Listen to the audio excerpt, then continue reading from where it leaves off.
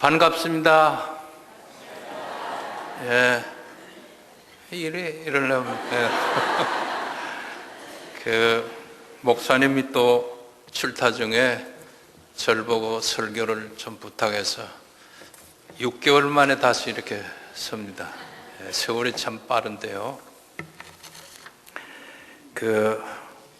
여러분 일산에 오신 분들은 아십니다만은 호수공원이 참 아름다운데요. 지금 이제 새봄이 되기 시작하니까 진달래꽃, 개나리꽃, 목련꽃 너무너무 아름답게 핍니다. 그런데 그 호수가 하나 있어요. 호수공원이라 그래가지고 호수를 한 바퀴 도는데 4.7km입니다. 그래서 어떻게들 그렇게들 건강을 유지하려고 하는지 수많은 사람들이 걸어요, 나와서. 옛날엔 그런 거 없었는데 의사들이 하는 말이 그저 다른 거 하지 말고 걸어라. 걸으면 만병통치가 된다. 아마 그런 얘기들을 들은 것 같아요. 또 병원을 가보니까 그 진료를 받을 때 두 종류가 있어요. 일반 진료가 있고요, 특진이 있어요. 갔다 온 사람들은 알겠지만은 종합병원에 가보면 일반 진료는 그냥 그저 접수해서 내가 뭐 아픈 분야의 의사의 그냥 진단을 받으면 되는데, 특진은 자기가 골라요. 특진은 또 적어도 그 분야의 교수로 한 10년 이상 경력을 쌓은 연만한 연세를 가진 의사들이 이렇게 진단을 해주는데, 대부분 젊은 의사들은 교과서대로 얘기를 해요. 내가 이 척추 때문에 조금 상담을 받아보면 젊은 의사들, 지금 새로 공부 많이 하고 오신 분들은 이거 수술해야 됩니다 그래요. 그런데 지금도 좀 경력이 있는 나이 많은 특진을 받는 그 의사들 가운데는 수술은 최후에 하시고요, 이렇게 제가 가르치는 대로 이렇게 물리적인 운동을 해보세요. 그래서 그 운동을 하면 괜찮아요. 또 병이라고 하는 것은 조기 발견만 하면 못 고칠 병이 없답니다. 요즘에 암이 아무리 두렵다고 하지만은 암도 못 고칠 암이 지금 없대요. 의사 선생님들은. 문제는 뭐냐? 기회를 놓치니까. 그래서 기회를 잘 포착을 해서 조기 진단만 하고 조치를 하면 무슨 암이든지 다 낫는답니다.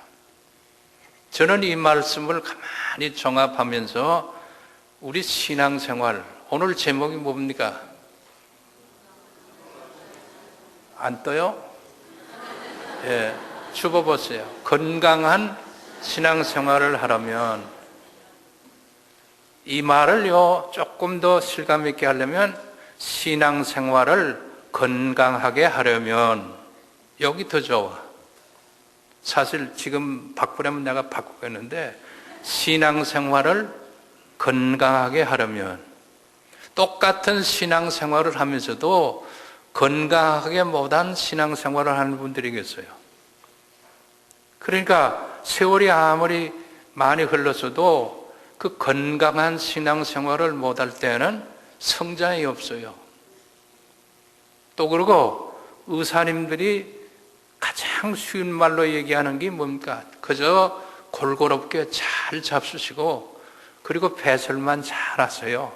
그러면 아무 탈이 없습니다 그래. 그게 여러분 가만히 음미해 보세요. 그 이상 더 좋은 말이 없어. 먹는 거 잘 먹고, 또 먹었으면 배설해야죠. 또 그래서 그걸 영적으로 하나님의 말씀을 잘 이렇게 받아들이고 그 받아들인 말씀대로 나가서 활동하고 살면 그 이상 더 건강한 신앙생활이 없건만은, 그러나 사람이 어찌 그럽니까?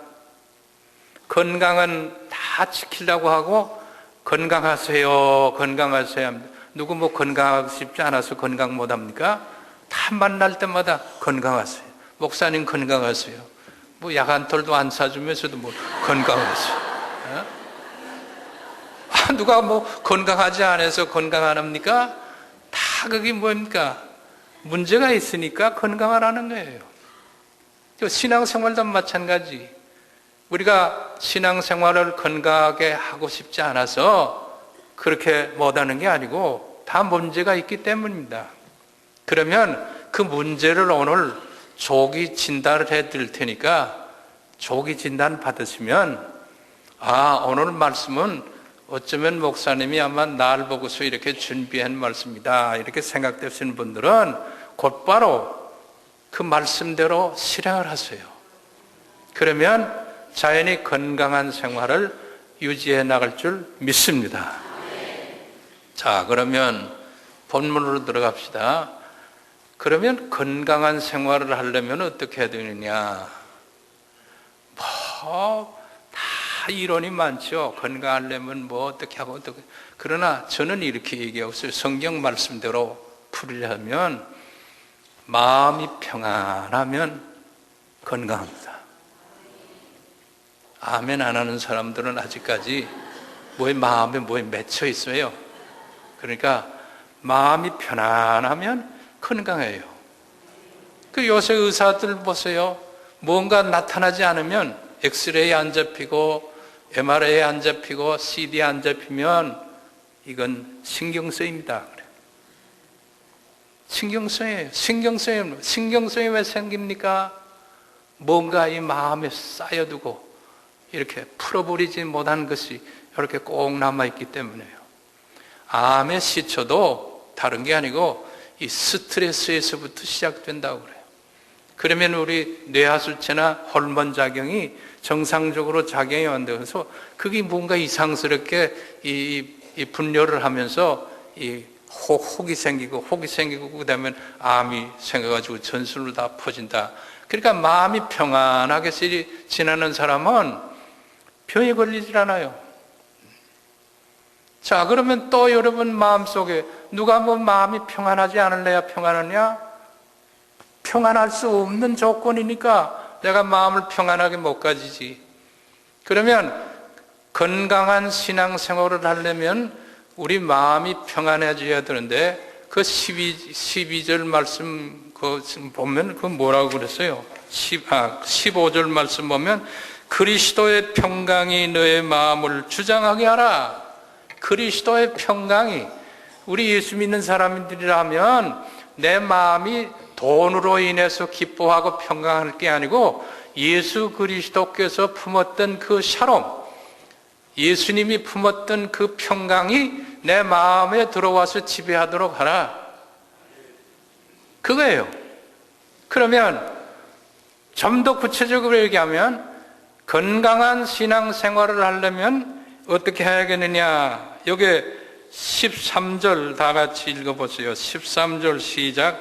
누가 누구에게 불만이 있거든 서로 용납하여 피차 용서하되 주께서 너희를 용서하신 것 같이 너희도 그리하고. 자, 누가, 여기 옛날 번역에는 누가 네게 혐의가 있거든 그랬어요. 혐의가 있거든. 그런데 요즘에 개정개혁판에는 불만이 있거든. 그 원어에 가까운 것은 영어에서는 잘 번역했어요. complain. 이 complain이 있으면 오늘 우리 가운데서 누구에 대한 complain이 마음속에 있으면은 혐의가 있으면 그걸 그대로 간직하지 말고 그걸 풀어버리라. 근데 그 풀어버릴 때 어떻게 풀어버리냐? 그리스도께서 너희를 용서했던 것처럼 너희도 그렇게 하라. 자, 그러면 그게 그리스도의 평강이 수장하게 하는 마음의 상태입니다. 사랑하는 성도 여러분, 건강한 신앙생활을 원하지 않는 분이 여기 아무도 없어요. 그런데 현실 세계를 보면 교회들마다 시험든 이 영혼의 병든 신자들 많고요. 또 교회 생활을 하면서도 기쁜 마음으로 감당하지 못하고 늘 교회 나올 때마다 불안한 마음, 불만족스러운 마음, 이게 지금 이 불만이라고 그랬어요. 형제에 대해서 불만스러운 마음이 늘 마음에 있으면은 그건 건강한 신앙생활을 할 수가 없다 그 말이에요. 자, 그러면 이제 실제적으로 보세요. 옆 사람을 한번 쳐다봐요. 불만이 있습니까? 그러세요. 내게 대한 불만이 있습니까? 한번 해봐요. 내게 대한 불만이 있습니까? 자, 그런데도 아직까지 얼굴이 푸르틱 튀겨가지고 웃지도 않고 이러고 하고. 그 사람은요, 그 마음에 아직까지 뭔가 불만이 꼭 있기 때문이에요. 이 불만 가지고 이거 풀어버리지 아니하고 교회 생활 아무리 해보세요. 주님이 기뻐하시겠어요? 그걸 가지고 직분을 감당해보자. 그 마음의 불만을 언제나 품고 내가 무슨 직분을 또 무슨 봉사를 한들 주님이 기뻐하시겠는가? 인간은 고로 우리가 때때로 섭섭한 일도 있고 또 억울한 일도 당할 때도 있고 오해도 받을 때도 있고 그리고 가끔 미워할 때도 있죠. 여러분, 싸움이 없이 살 수 있는 사람이 어디 있어요? 미워하지 아니하고 평생 살 수 있는 사람이 어디 있어요? 목사라고 얘기가 아니요. 내가 목회 경험 속에서 굉장히 깔찌럭하고 목사에게 괴롭히면 사실 밉더라고. 그런데 여러분, 그게 저는 없다? 그건 있을 수 없는 얘기예요. 여러분도 마찬가지일 거. 또 여러분 가운데도 혹시 저 원로 목사 있을 때 나한테 이렇게 섭섭하게 했지, 저 왜 오래 사노? 각 돼지. 그런 마음 가지고 만일 여기 나와서 예배를 드리면 그 기뻐하시겠냐 그 말이요. 또 교인들 간에도 마찬가지. 아무개 집사가 내게 이렇게 했지, 아무개 군사가 내게 이런 말을 했지, 그걸 마음에 꼭 이렇게 꽁지고 있으면 거기 이제 점점 자라면 암덩어리가 돼요. 참, 그걸 풀어버려야 돼요. 그러면 두 번째 대주로 풀어버리려면 어떻게 하느냐? 내 마음이 평안해지려면 참으로 형제 간에 서로 혐의를 풀어버려야 되는데, 그 혐의를 풀어버리려면, 그 불만을 풀어버리려면 사람의 얼굴을 보고는 해결이 안 돼요. 아니, 저놈이 먼저 잘못했지, 내가 왜 용서를 빌어? 아니, 당신이 잘못해놓고는 왜 날 보고 그래? 자꾸 이렇게 원마이도 생기지 풀어지질 않아. 그러면 그 푸는 방법은, 지금 왜 저거 십자가를 저렇게 걸어놓고 우리가 예배를 드립니까? 여러분, 이거 잘 알아요. 두 번째, 건강한 신앙생활을 하려면 십자가를 바로 바라봐야 합니다. 십자가를 바라보긴 바라보는데 바로 바라보지 못하는 사람들 많아요.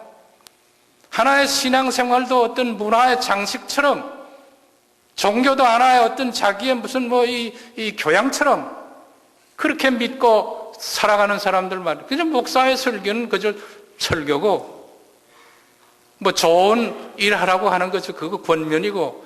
그러나 여러분, 이거 왜 십자가를 앞에다 우리가 딱 달아놨느냐? 교회들마다 십자가 달아놓지 않는 거 없죠? 저 십자가 그냥 그 좀 막연히 보는 게 아니고 저 십자가에 달린 예수 그리스도를 바로 바라봐야 합니다. 예수님이 십자가에서 왜 돌아가셨는가? 누구 때문인가? 무슨 박 집사나 조 집사 때문에 돌아간 게 아니고 나 때문에, 나 때문에 주님이 그 고초를 다 참으시고 십자가에서 운명했어요. 내가 다 이루었다 하고. 그러니까 자연히 여러분, 교우들 간에, 형제들 간에 어떤 불만이 있고 또 미워하는 마음이 있고 또 모든 참으로 억울한 일이나 참 괘씸한 일이나 이런 것들이 순간순간 있다고 할지라도 어디에서 우리들이 해결을 받을 수 있느냐? 저 십자가를 바라보면 나 같은 완악한 죄인을 위해서 주님이 저 십자가를 지셨는데 나는 내 형제에게 아직도 미워하는 마음, 무슨 혐의를 아직까지 내가 풀지 못하고 있다고 하면 이게 바로 되겠는가? 자연히 깨달음을 줘요. 이거는 하나님의 성령을 통해서 우리들에게 들려지는 음소입니다. 그게 조기 발견이에요. 아, 내가 지금 아직까지 누구를 미워하는 마음이 있구나. 누구에게 내가 섭섭한 감정을 아직까지 풀지 않고 있구나. 누구에게 참으로 증오심이 아직까지 마음속에 남아있구나 이렇게 생각할 때 그걸 자기가 제일 먼저 합니다.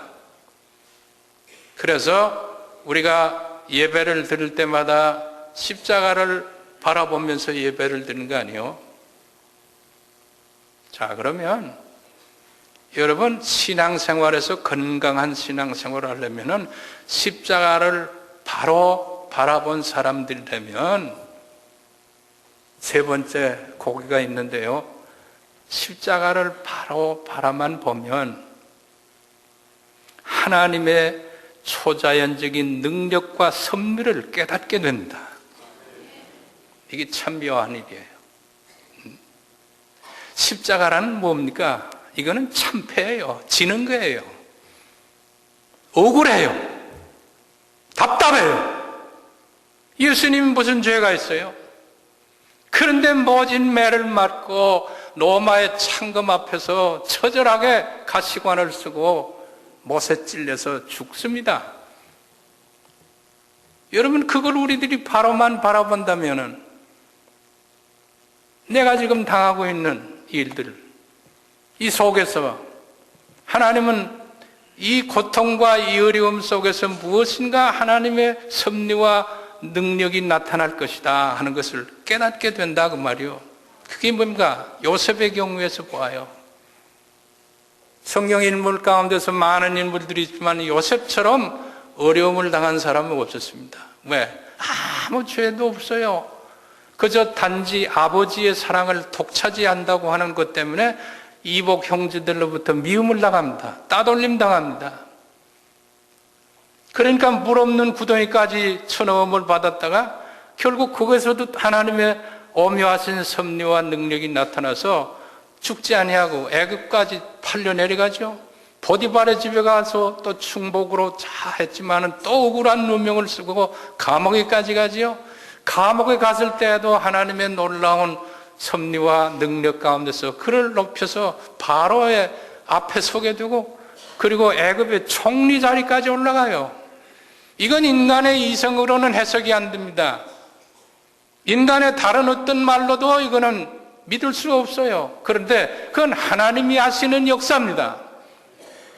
현실 가운데서 오늘 우리들이 살아가는 이 현실 속에서 우리 인간의 힘에 의해서 역사하시는 하나님의 놀라운 계획, 놀라운 능력이 얼마나 많은지 몰라.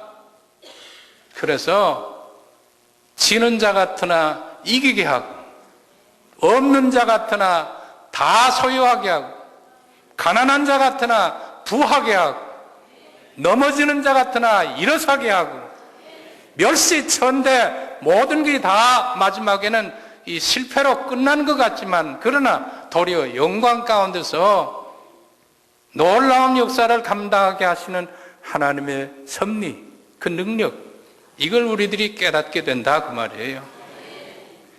자, 그렇다면 이제 다시 뭐 할 말 없어요. 건강한 신앙생활을 하려면 마음이 편해요.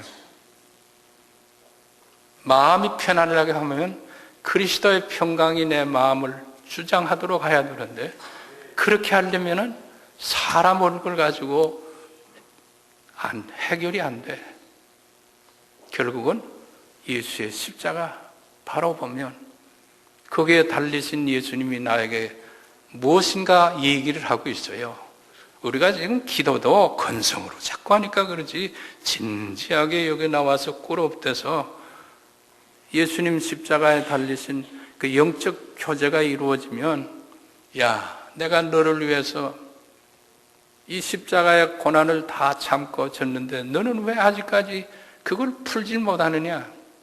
그 음성이 들려옵니다. 그러면 우리 인간인고로 그건 당신은 할 수 있지만 나는 죄된 인간인데 어떻게 그걸 합니까? 라고 하는 또 이제 자기 변호가 나올 거예요. 그러나 계속 그렇게 십자가의 주님을 바로 깨달으면 내 자신이 어떤 존재인가 하는 것이 가장 뚜렷하게 나타납니다.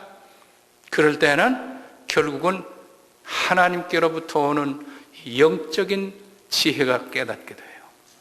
그 하나님께로부터 오는 영적 지혜는 십자가로 이기게 하시는 하나님의 능력과 섭리를 깨닫게 된다. 그래서 십자가는 선으로 악을 이기는 겁니다. 자, 그러면 여러분 지금 내가 건강한 신앙생활을 하고 있는가 하는가를 자가진단을 해보세요. 여러분 지금 미운 사람 있어요? 이거에 우리 가운데 있어요 없어요?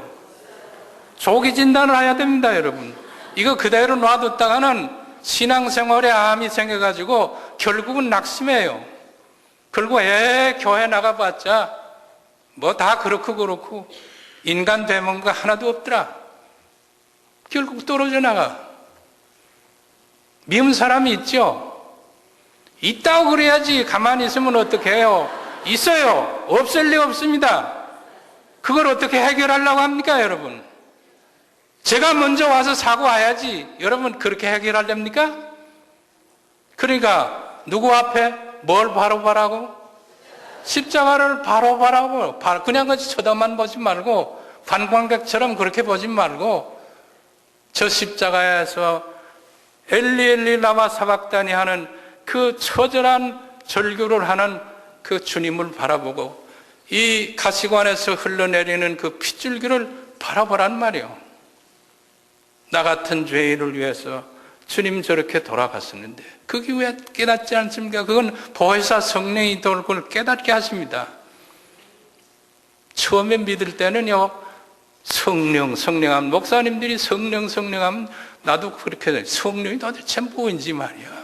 그 자꾸 성령이 다른 게 아니고 우리 마음속에 깨닫게 하시고 또 내 의지가 아닌 다른 어떤 것을 행동할 수 있도록 이렇게 푸싱해주는 그 힘이 그 성령이 하시는 역사예요. 그리고 십자가를 바라보면 결국 거기서 하나님의 놀라운 섭리와 계획과 능력을 깨닫게 돼. 그래서 도리어 감사하는 자가 됩니다. 여기 골로새서 보세요. 너희들이 사랑을 받은 자처럼 그리스도의 평강이 너의 마음을 지배하도록 하라. 누가 누구의 혐의가 있거든 그리스도께서 너희를 용서한 것처럼 너도 그리하고. 그리고 사랑으로 공급하라. 그 위에 사랑으로 공급하라. 그러면 감사하는 자가 될 수밖에 없다. 그래서 마지막 건강한 신앙생활을 할 수 있는 그런 증거는 무엇을 하든지 간에 그저 감사하면서 살아갈 수 있는 그런 단계에 올라왔으면 그게 건강한 신앙생활이에요. 불평하는 사람은 계속 불평합니다. 우리 교회 누가 때문에 누가 때문에 내가 마음이 상처가고 저 사람만 없으면 되겠는데 계속 그런 차원에서 맴돈다면은 신앙생활을 하느라고 하지만은 병든 신앙생활이에요.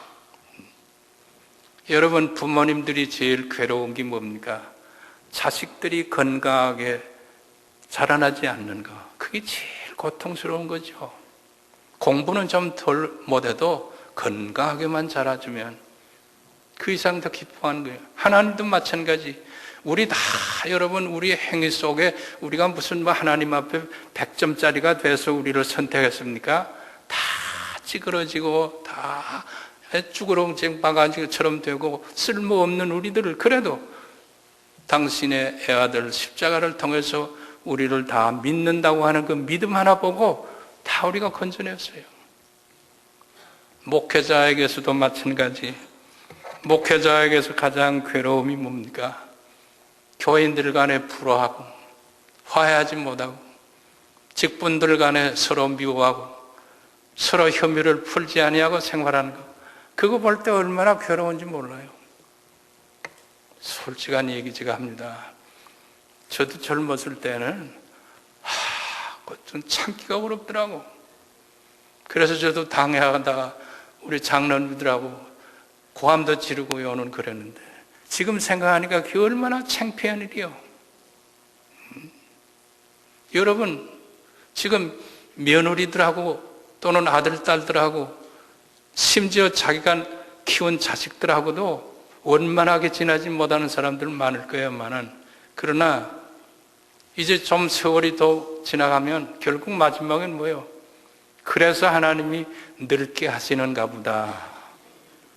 늙어지면 원수가 없어지더라고요. 지금 목회하려면 정말 잘할 텐데, 이젠 은퇴하고 뭐 좀 하지 말라고 하니까. 정말이에요. 교인 하나하나를 정성껏 섬기고 정말로 봉사하고 싶은 그런 심정이 지금, 그게 내 의지려고 되는 거 아니에요.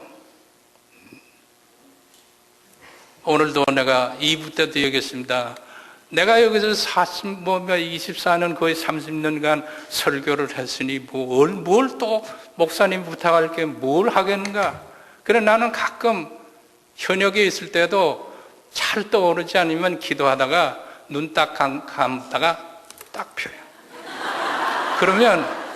그러면 고자에서 번문이 나와.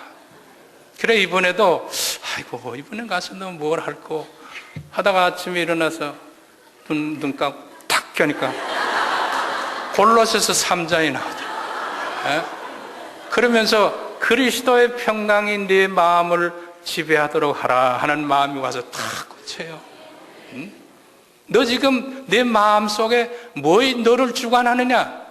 내 마음에 돈이 너를 주장하느냐? 아니면 인간의 인기 또는 인간의 모든 칭찬 또 인간의 모든 여론, 이런 것들이 내 마음을 주관하느냐? 뭔가 내 마음을 주관하는 것이 뭐냐?